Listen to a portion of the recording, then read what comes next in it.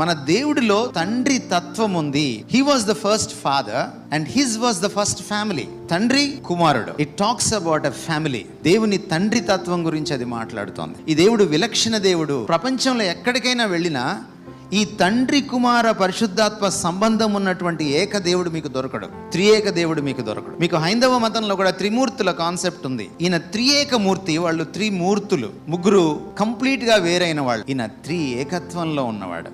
అందున ఒక కుటుంబంగా వెలసిల్లుతున్న దేవుడు. అందుకనే పౌలు ఏమంటున్నాడంటే ఎఫెసీ 3:14లో కుటుంబం అన్నటువంటి ఈ ఐడియా, కుటుంబం అన్నటువంటి ఈ వ్యవస్థ ఈయన నుంచే వచ్చింది. మనందరికీ కుటుంబాలు ఉన్నాయి. మన కుటుంబాలు చల్లగా ఉండాలంటే ఫస్ట్ ఈయన్ని అర్థం చేసుకోవాలి, ఈయనకి దగ్గరగా జరగాలి. ఈయన్ని మీరు ఎంత హత్తుకుంటారో మీకంతగా కుటుంబం, దాని సంబంధాలు, వాటి విలువలు, అందులో ఉన్న ప్రేమలు, మమతలు, అనురాగాలు మీకు అర్థమవుతాయి.